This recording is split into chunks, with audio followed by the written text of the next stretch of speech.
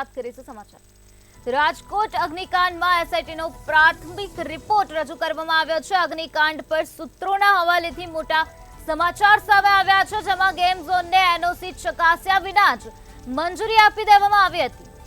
કોર્પોરેશને checking વિના ગુનાહિત બેદરકારી દાખવી છે, તો ઇમરજન્સી એક્ઝિટ ન હોવાનું પણ સામે આવ્યું છે. તો રાજકોટમાં જે પ્રકારે અગ્નિકાંડ સર્જાયો હતો, ગોઝારી દુર્ઘટના સર્જાઈ હતી, તેને લઈને એસઆઈટીનો પ્રાથમિક રિપોર્ટ સામે આવ્યો છે, જેમાં ગેમ ઝોનને એનઓસી ચકાસ્યા વિના જ મંજૂરી આપી દેવામાં આવી હતી. કોર્પોરેશને ચેકિંગ વિના ગુનાહિત બેદરકારી દાખવી છે, ત્યારે ઇમરજન્સી એક્ઝિટ ન હોવાનું પણ સામે આવ્યું છે. તો રાજકોટમાં જે પ્રકારે ગોઝારી દુર્ઘટના સર્જાઈ, જેમાં નિર્દોષ લોકોએ પોતાનો જીવ ગુમાવ્યો, તેને લઈને આ મહત્વના સમાચાર સામે આવ્યા છે, જ્યાં એસઆઈટીનો પ્રાથમિક રિપોર્ટ રજૂ કરવામાં આવ્યો છે. તો અગ્નિકાંડ પર સૂત્રોના હવાલેથી મોટા સમાચાર સામે આવ્યા, જ્યાં ગેમ ઝોનને એનઓસી ચકાસ્યા વિના જ મંજૂરી આપી દેવામાં આવી હતી. કોર્પોરેશને ચેકિંગ વિના ગુનાહિત બેદરકારી દાખવી, ત્યારે ઇમરજન્સી એક્ઝિટ ન હોવાનું પણ સામે આવ્યું છે.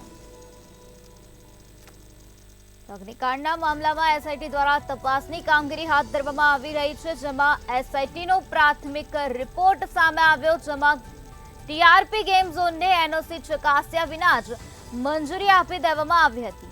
તો કોર્પોરેશને ચેકિંગ વિના ગુનાહિત બેદરકારી દાખવી હોવાનું સ્પષ્ટપણે જોવા મળી રહ્યું છે. એમરજન્સી એક્ઝિટ ન હોવાનું પણ પ્રકાશમાં આવ્યું છે. 2021થી આ પ્રકારે ગેમ ઝોન ચાલતો હતો, જેમાં ગેમ ઝોનને એનઓસી ચકાસ્યા વિના જ મંજૂરી આપી દેવામાં આવી હતી. કોર્પોરેશને ચેકિંગ વિના જ ગુનાહિત બેદરકારી દાખવી છે.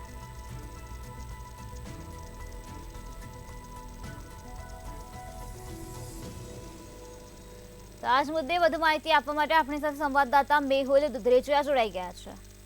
જી મેહુલ, રાજકોટ અગ્નિકાંડમાં એસઆઈટીનો પ્રાથમિક રિપોર્ટ સામે આવ્યો, જેમાં ગેમ ઝોનને એનઓસી ચકાસ્યા વિના જ મંજૂરી આપવામાં આવી હતી. શું છે વધુ વિગત?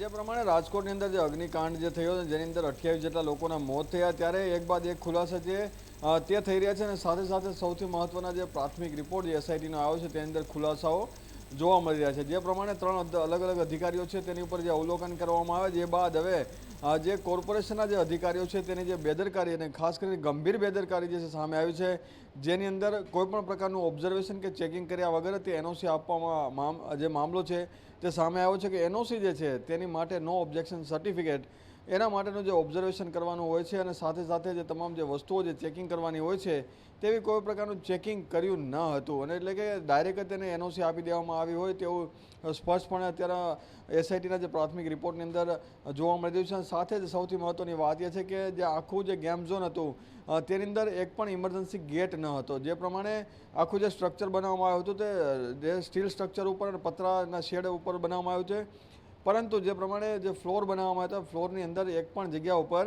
ઇમરજન્સી એક્ઝિટ રાખવામાં આવ્યું હતું. જે પ્રમાણે ભૂતકાળમાં પણ વિડીયોની અંદર જોઈ શકાય, જ્યારે આગ લાગી તે દરમિયાન જે લોકો છે તેઓ બચાવવા માટે બૂમો પાડી રહ્યા હતા, તે દરમિયાન જે કર્મચારીઓ છે તેના દ્વારા દરવાજા બંધ કરીને ત્યાંથી ફરાર થઈ ચૂક્યા હતા, જેની અંદર પણ ઘણું બધું મોટું નુકસાન છે તે થયું હતું. સાથે જ જો ઇમરજન્સી એક્ઝિટ હોય તો સીધા જ લોકોને ત્યાંથી પણ બહાર નીકાળી શકાતા હતા, પરંતુ સૌથી ગંભીર બેદરકારી જે છે કોર્પોરેશનની સામે આવી છે, કે ઇમરજન્સી ગેટ ન હોવા સાથે સીડી નાની હોવાની આ તમામ જે વસ્તુઓ જે છે, જેને લીધે દુર્ઘટના છે ખૂબ જ ગંભીર રૂપ ધારણ કર્યું હતું.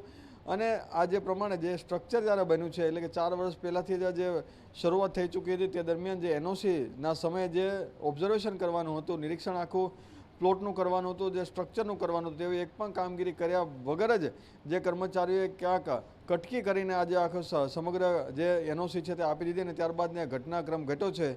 પરંતુ ગંભીર બેદરકારી જે આવી છે, એક બાદ એક જે એસઆઈટીના પ્રાથમિક રિપોર્ટની અંદર સામે આવી રહ્યું છે. આગામી દિવસોમાં આ મામલે પણ જે એસઆઈટીના જે અધિકારીઓ છે, તે જે તે સમયના જે અધિકારી હશે કોર્પોરેશનના, તેને પણ પૂછપરછમાં બોલાવે તેવી પૂરેપૂરી શક્યતા જોવા મળી રહી છે.